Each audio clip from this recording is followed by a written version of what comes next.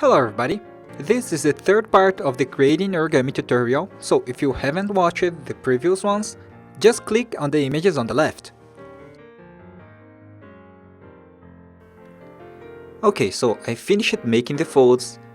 Now let's find out what's the best process to fold this part. For the claws, I like to use this technique here.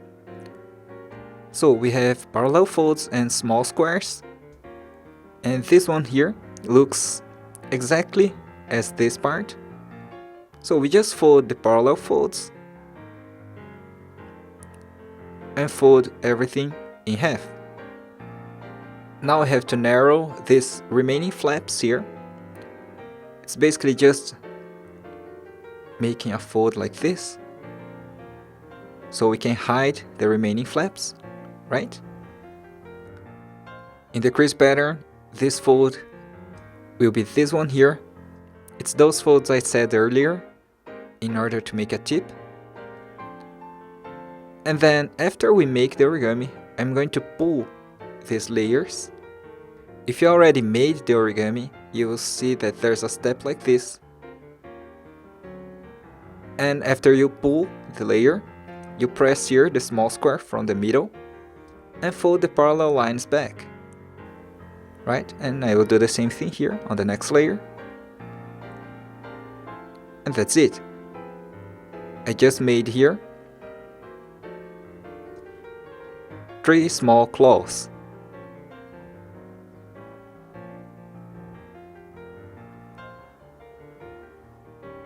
In short, for this technique, I just need to make the parallel folds like this.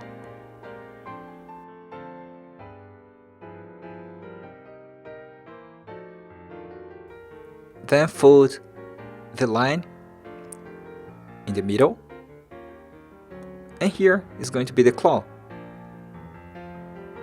So let's just test here how it's going to be.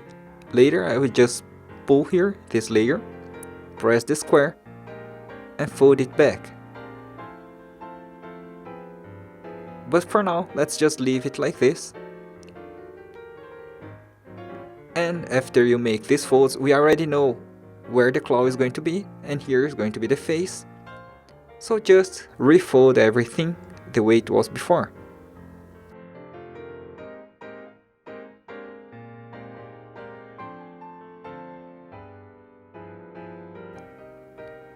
At this point, you will see that there's a missing fold here, right? And this line here should be this one, but we still didn't work here to see what was the best way to fold it. If we just fold these lines the way it is right now, it will look like this. But you will see that the proportions are not right. It looks like the arms are a little bit too big. But at least now you can see where the neck, the arms, and the claws are going to be.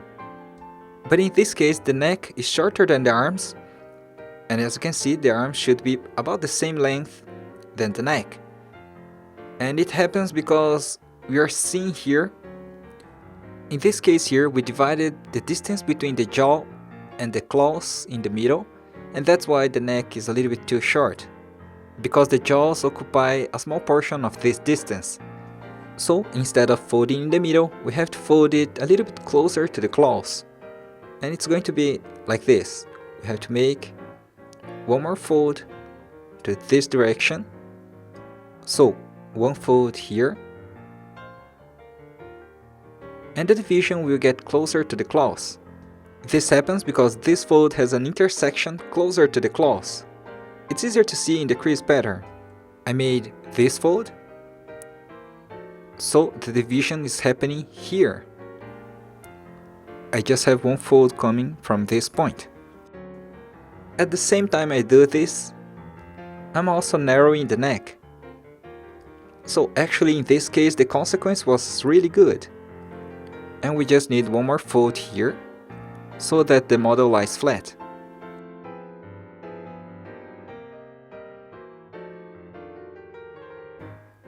Now, why adding one fold here makes the model lie flat? The theory is always the same. This angle plus this angle is equal this angle plus this angle here. So without folding, I know that this lies flat, this won't lie flat, this one lies flat, and this one won't lie flat. But let's leave this topic for another video. Right now the model is looking pretty good, because you have here the neck, the arms, and the distance is quite good. So let's do the same thing here on the other side, and the origami will look like this. The proportion now is really good. You can see the neck and the arms. At this point, the crease pattern should look like this.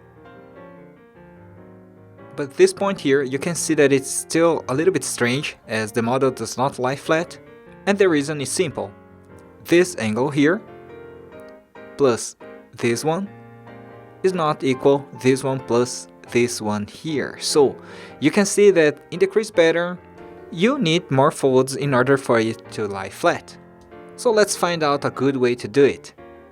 You have to think that you must continue this line here, either by going to this direction here, or the way I chose was to reflect this fold to this direction. But before I do that, let's see the last detail we need to make on the neck, so you will understand these folds.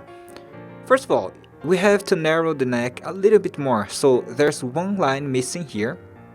So we still need to open this front flap. And that will finish narrowing the neck. The fold on the neck would be this one here. Now again I have to make a decision. Should I just make this fold all the way down to the end of the paper? Like this? Again, this is not a good idea, because you're not organizing the lines, and that will make it harder for you to finish the origami. So let's see another way to do it. Well, we have something like this right now, and as you can see, we have to figure out the missing folds along this part of the paper. And I aligned this fold with this other layer. There are other ways to do it. This may not even be the best way, but well, it worked, so I left it like this. But the middle part, as you can see, there's another fold missing, and if you try to adjust all the paper, you will see that it will naturally make a fold like this one. Now let's see what I just did on the paper. So open it a little bit so you can see, and by aligning these two lines here on both sides, I just reflected the other half of the square, so you can see that there is a symmetry here, right? But the model is still not lying flat, because we have this part here. Before we correct that, let's see one last detail that's missing to finish the arms. So here you can see that the arms are a little bit too thick, so I still have to narrow it a little bit more. Well, to do it, I just opened here the middle flap and made a sink fold in the middle.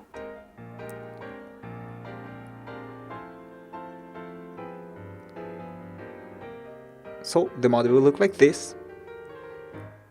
You can see that both sides now are a little bit different, so I could narrow this side. This line here on the crease pattern would look like this. As you can see, I just added more lines coming from these points. By having more lines, I made the tip thinner. Now you can see that there's a remaining tip here, and I corrected this doing the same thing on the other side.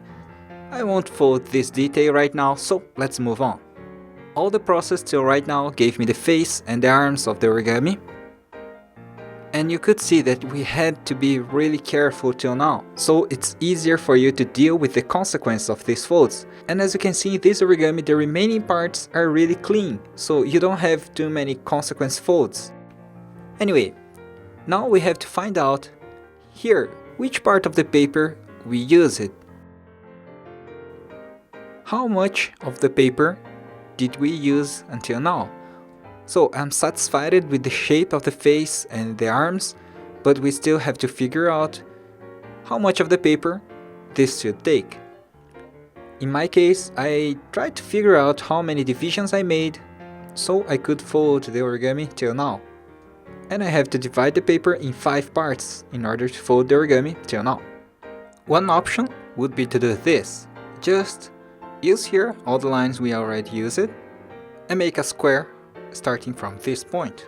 But this would bring us 2 issues. One is the size of the wing. I think it would get too small. And the second is the size of the leg. The leg, as you can see, it's as big as the neck. So we need a lot of paper to do it. So let's see if we have enough paper. Suppose that the paper ends here. Now let's sketch here a square, just to see the direction of each fold. And it's going to end about this place here.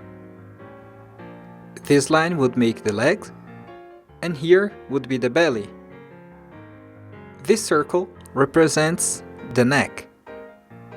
Then it would leave about this much paper to make the belly. As I said before, the legs requires a lot of paper, so it would be about this much here, and we have this much paper to make the belly. It's really not enough. At this moment I thought, well, we have 5 divisions, so let's just make one more.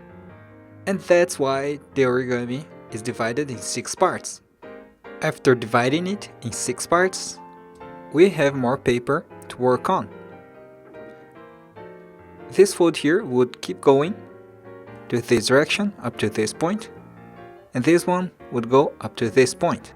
Now I'm just sketching here some folds so I can see what are the consequences of these folds, and it would be something like this.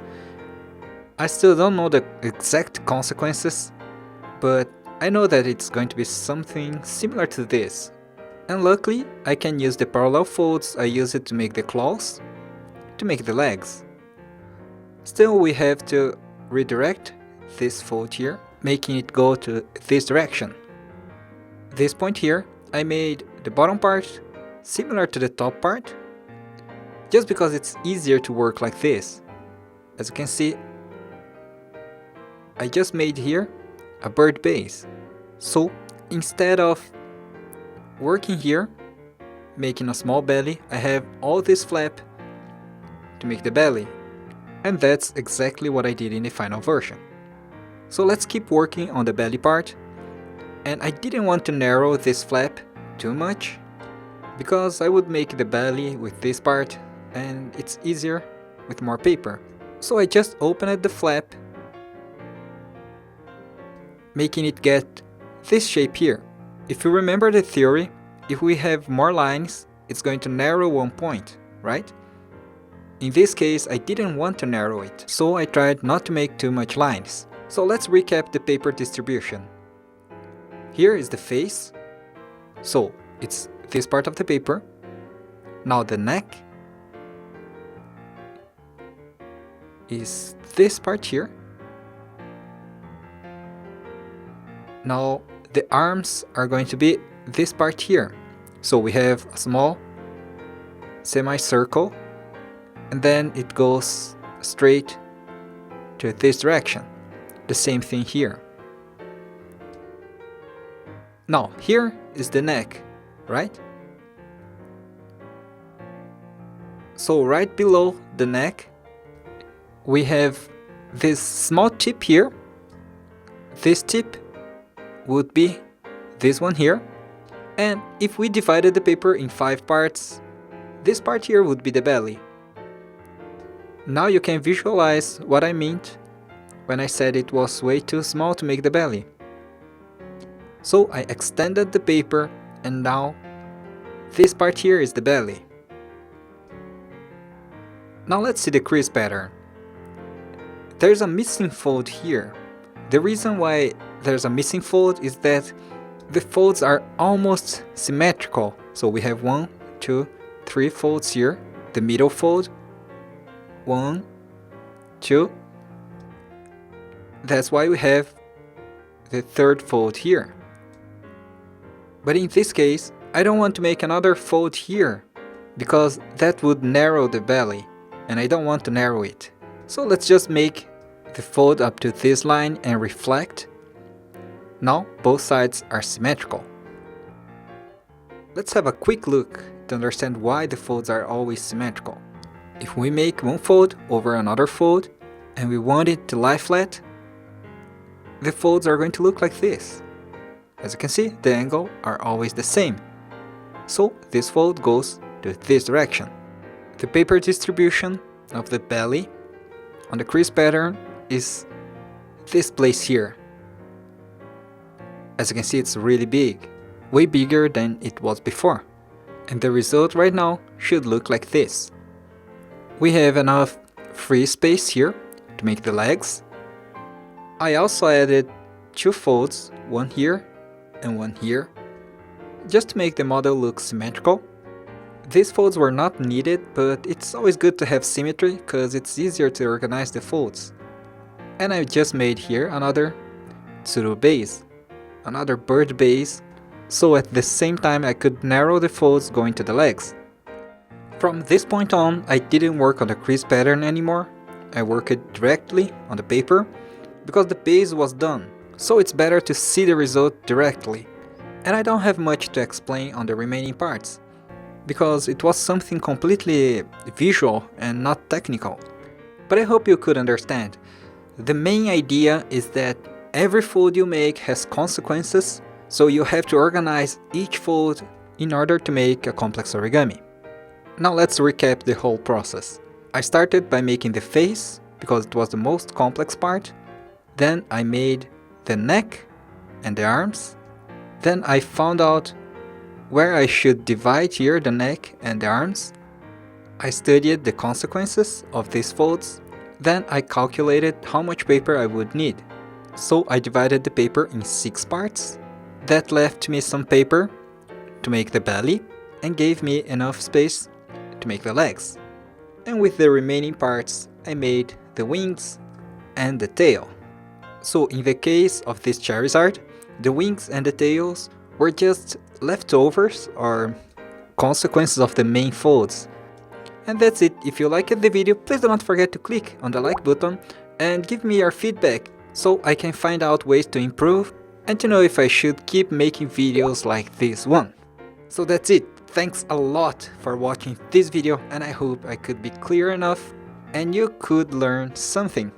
Now I will show you some of the successful attempts from my viewers. So thanks for watching this video. See you, bye bye.